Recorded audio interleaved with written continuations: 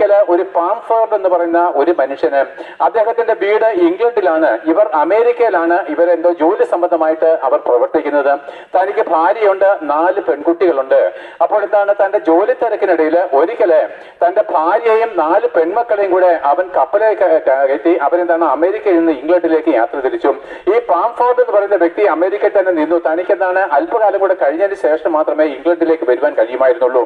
അങ്ങനെ തന്റെ ഭാര്യയും 4 പെൺമക്കളും കയറിയ കപ്പല് അവർ യാത്രയാക്കി. അവരെന്താണ് തുറമുഖത്ത് പോയിട്ട് അവരെ കൈവീശി ചുംബനം കൊടുത്ത് അവരെ യാത്രയാക്കി.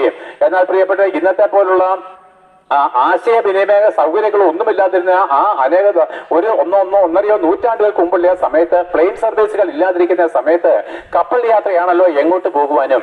എന്നാൽ പ്രിയപ്പെട്ടവരെ, നിർഭാഗ്യവശാൽ ഈ കപ്പല്, ഈ പാംഫോർഡിന്റെ 4 പെൺമക്കളും ഭാര്യയും കയറിയ കപ്പല് അറ്റ്ലാന്റിക് ഓഷ്യന്റെ മധ്യത്തിൽ ആ കടലിന്റെ അടിത്തട്ടിലേക്ക് മുങ്ങിപ്പോയി. നോക്കുവിന് ഇത് കമ്പി സന്ദേശം മുഖാന്തരമായിട്ട് ഈ പാംഫോർഡിന്റെ ചെവികളിലേക്ക് ചെന്നു. എന്താണ്, തന്റെ ഭാര്യയും മക്കളും കയറിയ കപ്പല് മുങ്ങിപ്പോയിരിക്കുന്നു. എന്നാൽ ഭാര്യ മറ്റാരുടെയോ സഹായത്താൽ രക്ഷ പ്രാപിച്ചെങ്കിലും 4 പെൺകുഞ്ഞുങ്ങളും ഈ കടലിന്റെ അടിത്തട്ടിലേക്ക് മുങ്ങിപ്പോയി. നോക്കുക, പിതാവിന്റെ വേദന എത്ര ഭയാനകമാണെന്ന് നിങ്ങൾക്കറിയാമോ? അതേ പ്രിയപ്പെട്ടവരെ, അവരെന്താണ് അടുത്ത ദിവസം തന്നെ അടുത്ത കപ്പലിൽ കയറി ആ കപ്പലും ഇംഗ്ലണ്ടിലേക്ക് യാത്രയാകാൻ തന്റെ ഭാര്യയെ കാണുവാനായിട്ട് പോകുമ്പോൾ ഈ ആദ്യത്തെ കപ്പൽ മുങ്ങിയ തന്റെ പെൺകുട്ടികൾ കയറിയ കപ്പൽ മുങ്ങിയ ഭാഗത്ത് വന്നപ്പോൾ ഇതിലെ കപ്പിത്താന് ഇദ്ദേഹത്തോട് പറഞ്ഞു, നിങ്ങളുടെ പെൺകുഞ്ഞുങ്ങള് ഇതാ ഇവിടെ ഈ ആഴിയുടെ അടിത്തട്ടിൽ വിലയം പ്രാപിച്ചിരിക്കുന്നു പറഞ്ഞു. പ്രിയപ്പെട്ടവരെ, അവൻ നാട്ടിൽ ചെന്നു. ഒന്നും ചെയ്യുവാൻ കഴിയത്തില്ല.